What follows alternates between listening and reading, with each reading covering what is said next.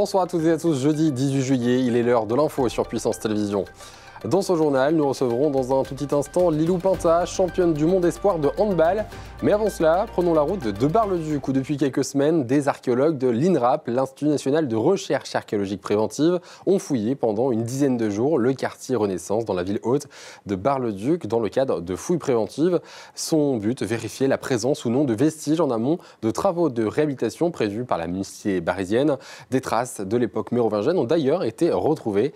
Manon de Fontis. Ça s'active sur le parvis de l'église Saint-Étienne de Bar-le-Duc. Après avoir accueilli des archéologues de l'Institut national de recherche archéologique préventive, l'heure est aujourd'hui à la remise en état du site. Pendant une dizaine de jours, les scientifiques ont effectué des recherches préventives dans le quartier Renaissance. Dans le cadre de la réhabilitation des halles et de la requalification de la voirie, la ville de Bar-le-Duc a commandé un diagnostic archéologique afin que les agents de l'INRAP évaluent le potentiel archéologique du secteur avant de réaliser les travaux. Ce chantier de la ville haute était pour nous essentiel en termes de programmation de diagnostic parce qu'on est au cœur du quartier Renaissance.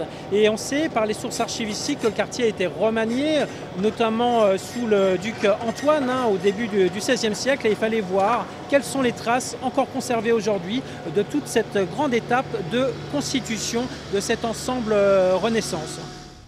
Plusieurs tranchées ont donc été creusées et fouillées afin d'analyser le sous-sol. Chaque niveau que l'on voit ici dans les stratigraphies correspond à un événement donné. Le travail de l'archéologue va consister, à partir des vestiges matériels contenus dans ces différents niveaux de sol, de savoir quelle est la fonction de l'aménagement qui a été donné, de cette identité, et puis bien sûr la datation. Ici, c'est un livre ouvert qui vient d'être mis au jour et qui nous raconte l'histoire des différents aménagements de cette partie de la ville haute autour des halles qui se trouvent juste derrière moi, des halles qui ont été construites au XIIIe siècle.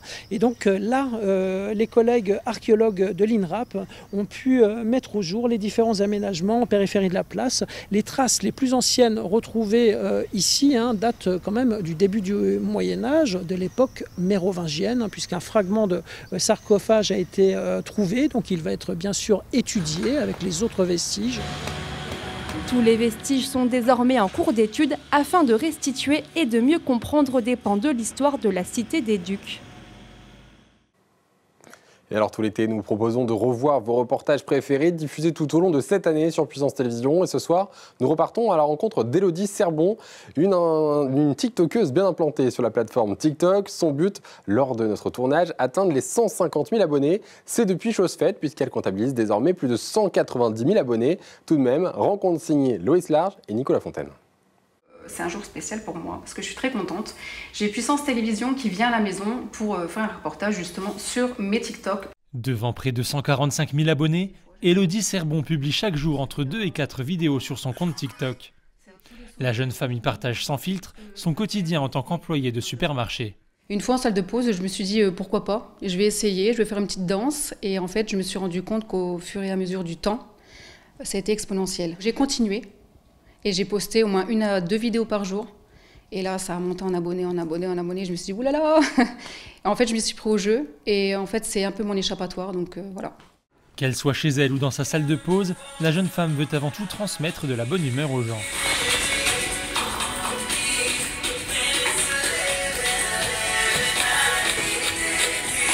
Au travers de vidéos simples, naturelles et improvisées, on peut la voir danser ou reprendre des tendances populaires, parfois même avec ses collègues. J'ai vraiment une super équipe et je peux montrer aux gens qu'on peut vraiment se sentir bien dans un travail et ne vraiment pas avoir la boule au ventre. Moi, j'y vais avec le sourire jusque-là.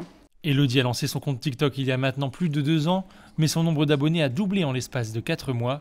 La jeune femme a même commencé à faire des lives et sa vidéo la plus populaire comptabilise plus de 900 000 vues.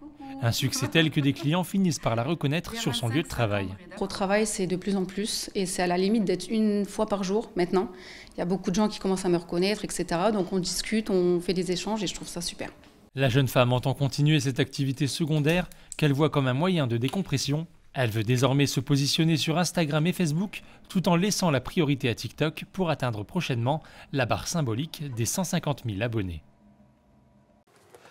À l'âge de 19 ans, elle est devenue championne du monde de handball en sélection équipe de France U20 en juin dernier. Bonsoir Lilou Pintat. Bonsoir. Merci d'être avec nous ce soir. Tout d'abord, félicitations pour cette qualification et surtout sur ce résultat. Première question pour commencer finalement, qu'est-ce que ça fait aujourd'hui d'être championne du monde ? C'est déjà dur à réaliser. Enfin, franchement, je pense que là, ça fait maintenant plus de 20 jours, je ne réalise toujours pas. Donc oui, on voit sur Facebook, Insta, on a les réseaux qui parlent, on a les proches qui nous le rappellent. N'oublie pas, tu es championne du monde. Je me rappelle encore aujourd'hui. Mais finalement, on pense déjà à la suite en fait. On est descendu de l'avion, on est retourné dans nos familles et ça y est, c'est passé. Et voilà, la vie reprend finalement. On s'arrête pas là-dessus. Mais je sais très bien que toute ma vie, je resterai championne du monde. Oui. Alors, vous étiez heureuse quand ça s'est passé. Alors, vous étiez une pièce maîtresse, si je peux dire, de cette finale, parce que justement, vous avez même eu un prix spécifique par rapport à ça, tout ça, une distinction. Comment est-ce que vous avez vécu cette formidable épopée avec l'équipe des Bleus ? Franchement, ça s'est bien passé. La finale, je marque 8 buts. Je joue les 60 minutes, je ne sors pas une seule seconde. Meilleur pivot, c'est ça ? Oui, j'ai été du coup désignée meilleur pivot du mondial de la compétition. Donc c'est sûr que c'est une satisfaction personnelle. Après, sans mes coéquipières, sans le travail du staff, sans le travail de tout le monde, je n'aurais jamais eu cette distinction. Donc après, c'est sûr que faire ça en finale, réussir en plus à être performante en finale, c'était important pour moi, ça me tenait à cœur. J'ai fait une bonne compète dans l'ensemble et je voulais emmener mon équipe. Je sais le rôle que j'ai dans cette équipe, je fais partie des leaders.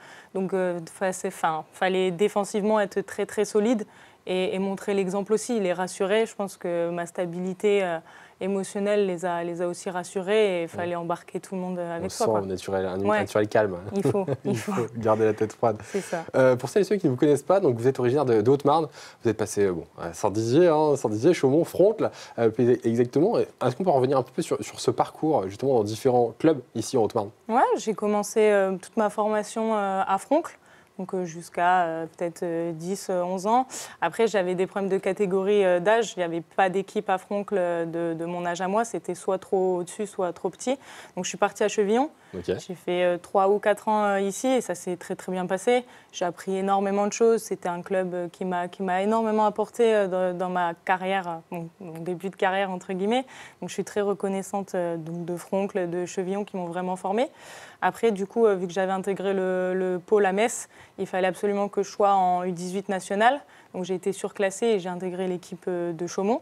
Donc je jouais avec ma sœur justement et c'était franchement une année sympa. Elle qui a 3 ans de plus que moi. Donc c'était franchement... Tout ce surclassement en fait, par rapport à Pierre Médézel. Ouais, c'est ça. Par rapport au pôle, il y a des exigences, il faut jouer à tel niveau. Donc c'était franchement une bonne année. Et après, vu que je suis rentrée au pôle excellence, il fallait aussi intégrer une nationale. Donc je suis allée en nationale 1 à Épinal avant de rejoindre la JDA Dijon après. Là, vous êtes encore justement à Dijon et justement, petite pause là, qui était finalement qui est de courte durée. Vous allez bientôt vous remettre directement à l'entraînement. Vous êtes revenu finalement en France il n'y a pas très longtemps. Je suis rentrée le 2 juillet. Je suis un petit peu partie en vacances. Il fallait un petit peu couper. Et là, j'ai eu mon programme individuel à faire quand même le reste de mes vacances, histoire de ne pas rien faire et pas perdre le rythme. Et on attaque lundi.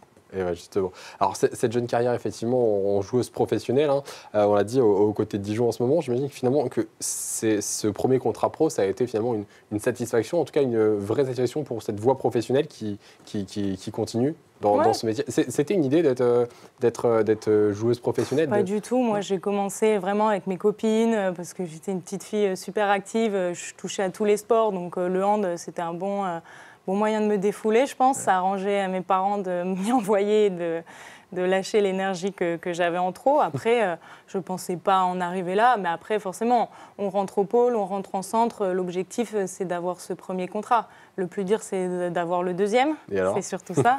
On verra si j'ai la chance d'avoir le deuxième. Mais c'est sûr que c'est le but et l'aboutissement du travail et des sacrifices depuis 12 ans. C'est quoi la projection pour la suite, justement ? ce deuxième contrat?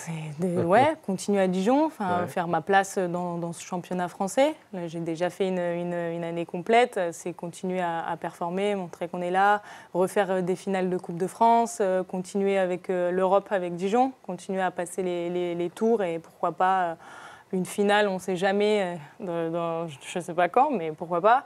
Et l'équipe de France, ah ouais, c'est un objectif.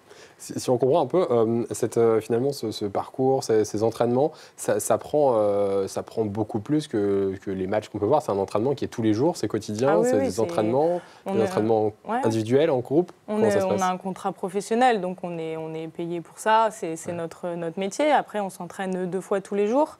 On a 2 séances de muscu par semaine. On s'entraîne pratiquement au handball tous les jours. On a du spécifique. On peut aussi voir les préparateurs mentaux. On a des séances avec les kinés pour faire du renfort. Enfin, on est vraiment suivi sur tous les domaines. Ouais. C'est exceptionnel. Comme accompagnement, j'imagine qu'on se dit effectivement quand on a 19 ans, d'avoir autant de monde, un staff autour. Ouais, c'est des structures qui sont mises en place, un staff qui est mis en place autour de nous, ouais, c'est sûr. Dijon, pas très loin de la Haute-Marne, finalement, c'est aussi un lien. C'était quoi? C'était une opportunité? C'était d'être repéré par Dijon? Ou alors c'est justement pouvoir garder un petit peu un lien avec la famille? J'avais cette volonté d'être à Dijon. Ma sœur avait un appartement sur Dijon, donc c'était aussi le fait d'être plus proche de ma famille, parce que finalement, Metz de Chaumont, ça restait quand même relativement loin. Et il y a ce club pro qui est bien classé et qui finalement touche l'Europe. Donc à 19 ans, jouer l'Europe, avoir sa place dans cette équipe, montrer que c'est pas parce que je suis la petite jeune que je dois me taire, que j'ai pas mon rôle. Donc, vous avez montré que vous avez toute votre place, en tout cas cette année, je crois. Exactement. Merci beaucoup d'avoir été avec nous aujourd'hui, Lilou. C'est la fin de cette édition. Tout de suite, la météo ainsi que la météo des plages. On se retrouve également dans un nouvel épisode de Locaux. Aujourd'hui, je vous emmène à la rencontre de la fromagerie d'Ongers, dans la Meuse. A tout de suite.